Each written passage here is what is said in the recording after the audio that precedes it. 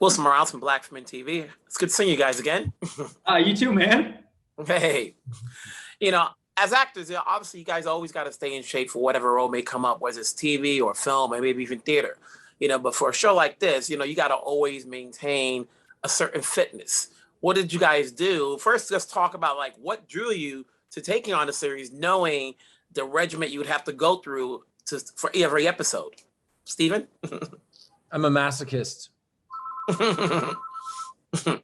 No, I mean, like, it just, I didn't seek out this part. They came to me, and it could have just as easily been playing someone that has to sit behind a desk all day and eat salt and vinegar chips. Just so happened that this is the world of professional wrestling, and it's one of the people say it's fake all the time, right? It's this sort of common refrain.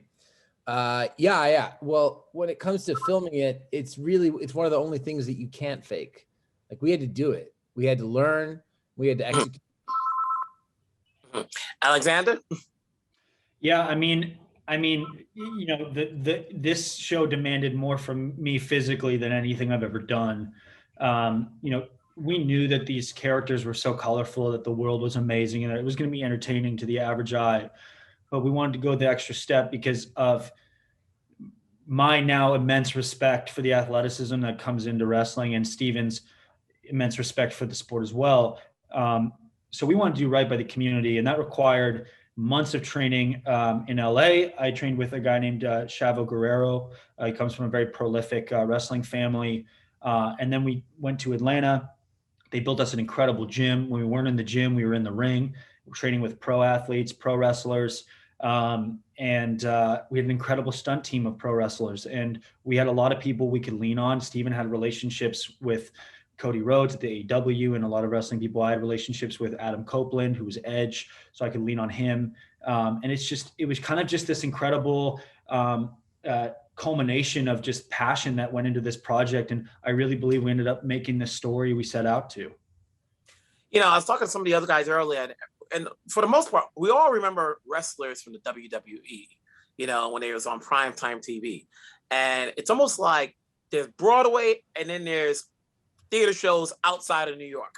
Yeah. And so when you think about this series, the DWF, guys that are trying to make it to the big time, and the guys you're just mentioning now, what did you learn from these guys that you're talking to, as far as these guys, even though they're pro wrestlers, they haven't made it mainstream just as yet?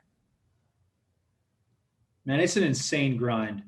What these guys go through is just insane. When we had some incredible cameos in this, CM Punk came in and did a cameo, and just listening to his stories. Steven said this in an interview before, and I echo this, like, all of these guys have wrestled at a DWL. No, that's how they start. And just looking at how they use and abuse their bodies time and time again for hundreds of days out of the year, just to make it, just to put food on the table, just for something more, for this form of entertainment. I mean, that to me just blew me away. Steven? Just Joe, just the way that these guys go. Look, when you're wrestling a match, you have to have incredible trust with the person that you're in the ring with. But these guys, doesn't matter if it's 50 people at a bingo hall or 50,000 people at a stadium, right? Mm-hmm. You give the same effort, because you think about it for a second. You got 50 people in there. If you're dogging it, if you're no good, you hear every goddamn thing those people say. So these guys get out there, the competitive guys and girls get out there, the competitive juices start flowing. And, Duffy Dome or Jerry World in Arlington, they're giving the same effort, which is crazy. I'm sure at some point, when we discuss it further down the road, season 2, you can talk to me about some of the wrestling places you've gone to, and if you've gone to a WrestleMania or a SummerSlam. But we're out of time. It's good talking to you guys. Wherever you're at, stay safe. Thank you. Man.